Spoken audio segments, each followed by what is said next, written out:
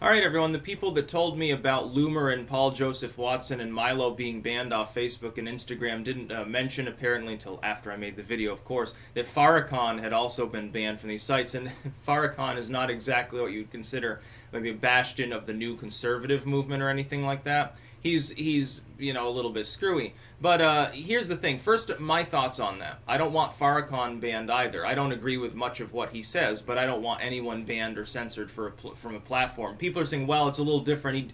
He tells people like he's anti-Semitic, which he is, but I mean, that's not illegal. Not to have those particular opinions. Call me when he actually commands violence against another person or against another thing. Then you can take steps. Then these tech platforms have a reason. They're like, well, credible threat of violence is being made in the platform. It breaks U.S. law. We're kicking you off, or we're suspending you, giving you a timeout or something. That's fine. Conforms to U.S. law. Perfectly constitutional. Nothing wrong with it. But as far as I know, Farrakhan has never done that. Just like Paul Joseph Watson does not physically assault people or say, hey, you should go burn the temple, you should go hit people with a stick or so. Never happens. Loomer has never, as far as I know, attacked or commanded violence or issued credible threats or anything so forth. Milo's never done that. I don't understand why people have such a stick up their ass about it. The idea that people should be stripped of tech platforms access is sort of like if you were to say, well, you have a right to be on the road, but no private entity, no automotive company or dealer has the responsibility to sell you a car. You've got the money, but we're not going to allow you to buy a car. So you have equal protection. You have the right to be on the road. Fucking walk, or buy a bike or something. Would this be considered acceptable? Like if I owned a car dealership and I said, well, I don't like you, so I'm not going to sell you a car because of your political beliefs.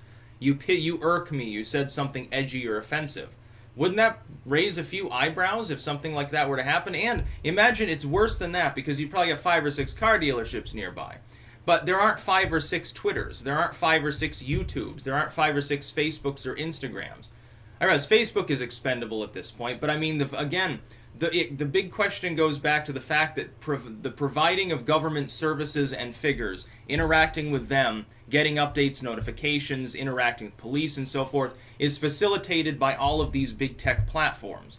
Insofar as they're facilitating that, at least for U.S. citizens, equal protection under the law kicks in. They're no longer strictly private entities at all. That's the truth. That's the constitutional long and short of it. Eventually will be found that way, probably by the courts. It's just a matter of getting somebody who has the money to survive long enough to get it to SCOTUS, basically, without getting totally drained of resources. The problem is that doing any activism to raise funds in a collective sense, in an effort to do that, would get you banned. So it would be a problem. It's very interesting how competitors can be directly and explicitly banned by their competitors from basically using the internet at this point. Very interesting. But Snoop Dogg comes out, and he's refuses to sell out. I have more respect for him now, I think, because as he says, oh, my fans should upload Farrakhan material to Facebook and Instagram, haha, and I'm going to do it too. I guess basically challenging them to ban him and his millions of fans. That'll be quite something. That'll be hilarious. I don't know did Snoop Dogg mention the others that had been banned, though? I mean, he's an anti-censorship sort of dude. I mean, he knows all well about being censored. It's funny because that puts him in the category of rappers that never sold out. Like, think what you will about the music or believe, fuck that shit, who cares? It puts him in the category of people who still get it, as opposed to certain others within, I guess, hip-hop and rap that don't get it. Like Immortal Technique never sold out. Like, he still says fuck everyone, basically. Probably because he's been driven a little bit crazy, but you wouldn't want to fuck with the dude. Yeah, I have more respect for him because of this. I don't want Farrakhan banned either. Look, just because I don't subscribe to Farrakhan or like his beliefs or care about his material doesn't mean that other people that like it shouldn't be able to access it. That's just a pragmatic way of looking at it. Even economically, look, when U.S. figures are getting banned off of tech platforms, they potentially bring money into the country by creating goods and services, and then they've got fans because of the globalized nature of the internet elsewhere that buy that, like send them money and shit. The U.S. economy grows. It's fucking crazy for these largely U.S. firms. Why aren't the fiscal conservatives bitching about the fact that we're going to lose billions of dollars if we go down the route of censorship? And we're basically becoming I mean, people on the right especially, although some of the older school liberals that still have a conscience about child slave labor, they bitch about China's social credit score system. Isn't this the same thing, only privatized? It's the same fucking shit. In fact, it's worse. Dude, the impact that it can have on a creator is way greater than, some person in China is not allowed to fly for a year because their social credit score was too low because they criticized Mao Zedong or something like that. That probably affects their life less, the loss of some degree of leisure, than the loss of an entire career. And by the way, you don't even just affect the creator when you censor them, when someone gets deplatformed. It affects their family, maybe their friends, other people around them. When you've got shit stirred up about them by the legacy media, when the hacks at BuzzFeed or something make defamatory articles, they can potentially cause violence towards people.